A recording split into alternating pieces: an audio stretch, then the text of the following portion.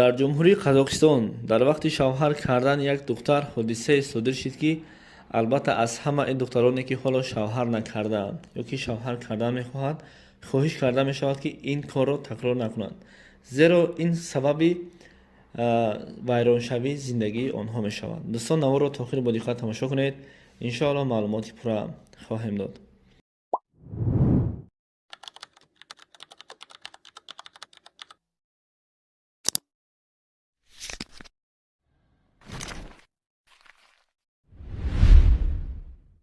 ба номи худованди бахшандаву меҳрабон ва ниҳоят бораҳм. ассалому алайкум бар кулли дӯстон, бародарон ва хоҳарони азиз.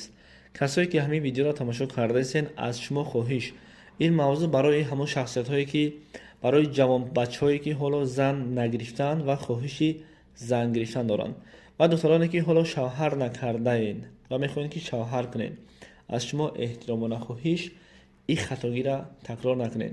як хатои шумо мешавад ки боиси як умр бебахт гаштани шумо, зеро ҳар чӣ ҳаст, бахт дар дасти худи шумо ҳаст. гапро зиёд намекунем, ба мавзӯи асосӣ мегузарем. дӯстон, наворро метавонед шумо пурра дар саҳифаи телеграм-канали мо тамошо кунед, ки силкаи телеграм-канали мо дар комментарияи аввал закрипит шудааст. ҳар чӣ ҳаст, наворро пурра метавонед дар ҳамин телеграм-канали мо тамошо кунед. албатта дар асри 21 қарор дорем, зиндагӣ дорем. вақте субҳ аз хоб бедор мешавем, аввалин коре мекунем, баъд аз корҳои худ шахсӣ, баъдан телефонро гирифта дохили сомонаҳои иҷтимоӣ мешавем. имрӯз ба як навор чашмам расид, ростӣ дар ҳайрат афтодам. ва имрӯзҳо ҳама намуд хабарҳоро дидан, шунидан мумкин аст, аммо баъзе хабарҳое ҳаст, ки ҳеҷ ба ақли инсон рост намеояд.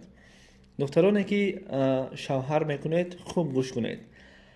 дар ҷумҳурии Қазоқистон вақте як ҷавонписару ҷавондухтар бо ҳам оиладор мешаванд, ҳангоми никоҳи шаръӣ, баъдан дар вақти ЗАГС аз духтар пурсон мешаванд: оё шумо барои маҳри худ аз шавҳаратон ягон чиз талаб мекунед? духтар мегӯяд бале.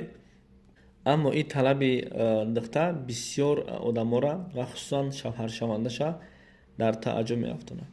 яъне ки духтар дар вақти талаби маҳри худаш як мошини гаронарзише, ки бо номи чангав ёки чанкаҳо, ҳамихели мақсад як мошини гаронбаҳоро талаб мекунад. хуб, дар рӯи экран нависагӣ номиша.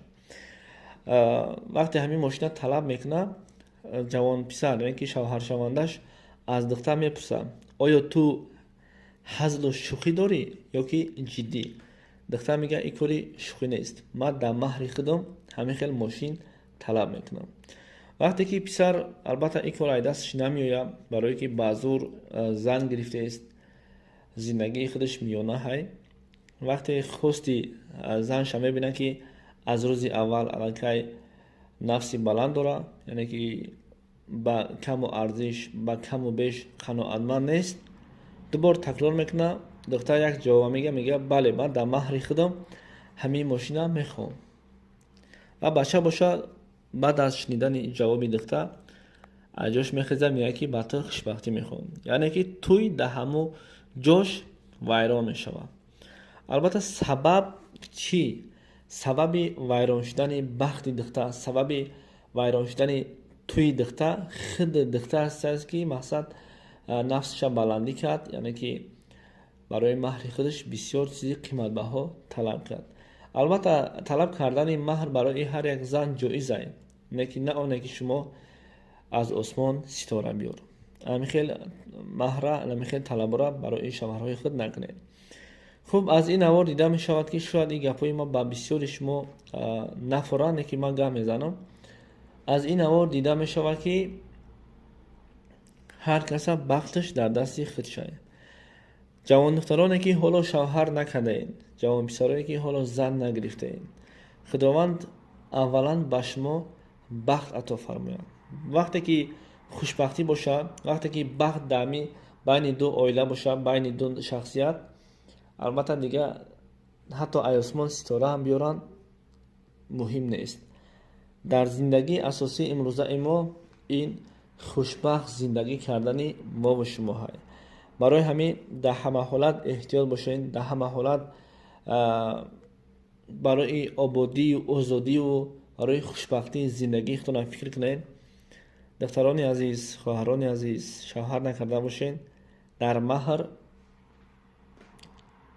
مقصد کیلوی طلا را نخواهید. یک چیز بخواهید که همون شوهر شما برای شما پیدا کرده بتونه. فقط همین خلاص. خب دوستان، ویدیو را شما میتونین در تلگرام کانال ما تماشا کنین. این بود نوار امروزه و خبر امروزه برای شما. نگفتن نمونه دوستان، نوارهای آینده باز خبرهای مهم و جالب حالا بسیاره. خداوند تنجی و امانی را به هر یکی ما و شما، خصوصا در دولت تاجیکستان صاحب استقلال ما پاینده می‌گرداند. و شما سلامتی، به کسب و کار شما برکت خواهان هستم.